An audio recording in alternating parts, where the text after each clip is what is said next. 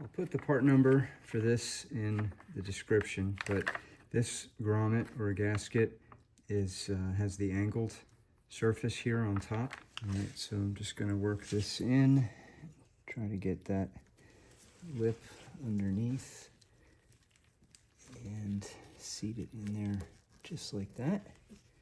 That went in easier than I thought it would. All right, there's one valve cover. Okay, now for the other one, this is the more circular grommet and a little bit higher off the surface. Again, I'll put the part number below. Oh, not the glove, just the grommet. Nice. All right, okay, here's the other valve cover ready to go. Now I'll put this back in. All right, here they are laid out. I'm going to do a comparison now. Here's what they looked like before I did the restoration, and what a transformation to how they look now. I'm almost stalling here. I don't want to put these in yet because I don't want to scratch them, but we got to get them back in the engine. So let me get out the gaskets now. All right, so here's the Fel-Pro gasket. Put a link in the description for the part number, but I'm going to do just a test fit here first. Okay, just going to lay this over here. Obviously, you know what, I'll just pull it out a little first so it's just bent, straighten it out.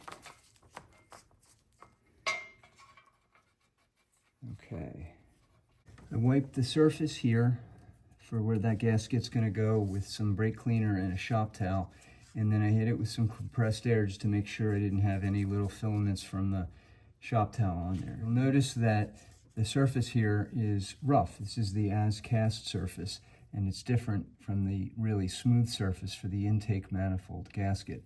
So really, I don't want to do too much scraping of this surface and create deep scratches or pits for the gasket to have to seal. I'm going to leave it as it is. I've made sure there's no gummy residue or anything from previous gaskets. So in this condition, I'm going to lay the gasket now over the surface. And I'm just going to push the holes over the existing studs that come up through here and lay that down and make sure that's on basically nice and flat across that whole perimeter. Okay, bringing down the valve cover. Here goes nothing.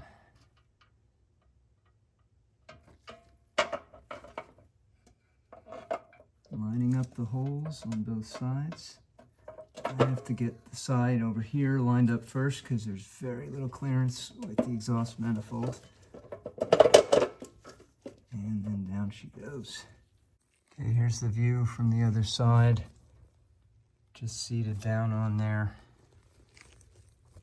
Looks good. Here's a page from the shop manual showing the rocker arm cover installation or valve cover installation and where the bolts and the spreader bars go. I haven't found anything about specific torque specifications for these other than it's really, really low.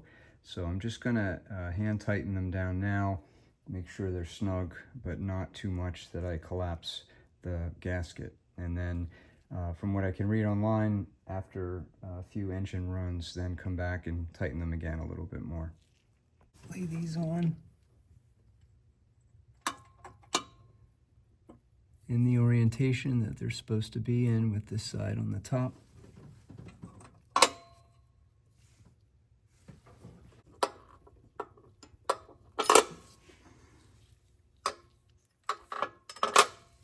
Just going to get these on by hand. Again, 7/16 socket. I'm just going to hand tighten gently.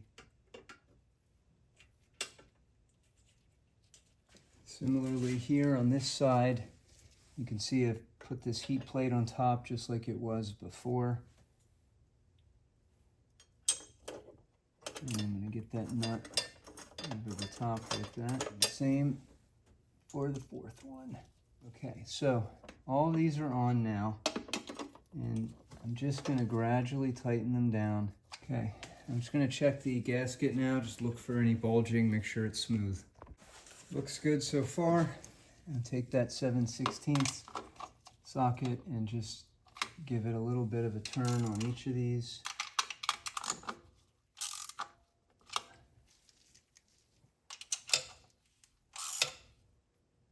And I'll check again. These are about as tight as I feel comfortable going right now with this. You can see here how much I'm pulling. Now, the gasket is not smushed out, but I'll show you on the other side. These covers are pretty flat, held down well. Let me show you the other side. Each of these spreader bars is exactly where it was when I took it off because I kept them all labeled in position. So this is the nut and the spreader bar for this location. And you can see here when I tighten this, this is kind of, that's about it. So I'm gonna stop there. I'll keep an eye on it after I run the engine, fingers crossed. I'll come back and check them again. On the passenger side, it is much more difficult to get in and wipe this. So I did the best that I could, and I used an air duster to just make sure I blew anything clear here, and I just tried to wipe these a little bit. Admittedly, it's not going to be as good as on the driver's side, but I did the best that I can. So of course, this is not going to be nearly as clean a process on this side. Okay. Let's see if we can do this.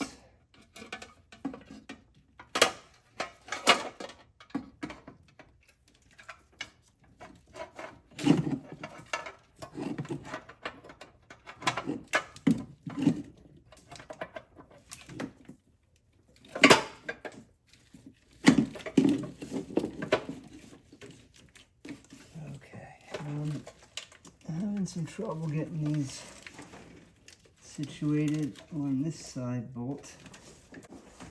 That was a real struggle to get in. I had to get the two studs aligned on this side to get it to seat down, and that was a real pain in the ass. In the process, you can see I got this smudged up a little bit here, so I'm gonna get this in first, and then I'll worry about coming back and polishing this out later. But anyway, we'll get these spreader bars on top now. It spared you my headaches of trying to get these nuts on the back side here. Suffice it to say, it was a huge pain. So we'll get these last two on now. Okay, same process. I'm just going to go around and hand tighten these, and then come back with the socket wrench and tighten them down further, a little bit at a time, and just gradually tightening these down, kind of crisscrossing as I go. And I'll keep doing that until it's down nice and snug. Okay, these are now as tight as I'm going to make them. Just kind of give it a final check here. And I'm going to take a break. I'll come back, I'll polish this up. Just going to use some of the Ultimate Polish here, not sponsored, and try to buff this out. Now here with a little dollop, and I'm just going to work on here and just kind of polish this in. I don't want to rub too heavy, but I also want to get this polished out. Just going in small circles, and then I'm going to use a different part and wipe that dry. That actually looks better. Okay, I'm going to do another application here, and I'll keep at it and then come back on. Okay, there's after two applications. You can see that's really coming out. I just have a little haze there I have to wipe off, but it's getting better. So I'm going to keep working on this, then I'll come back on. All right, there it is after several passes, light touches with the Ultimate Polish. I'm gonna stop there for now. I think it looks much better, and I'm gonna keep pressing ahead.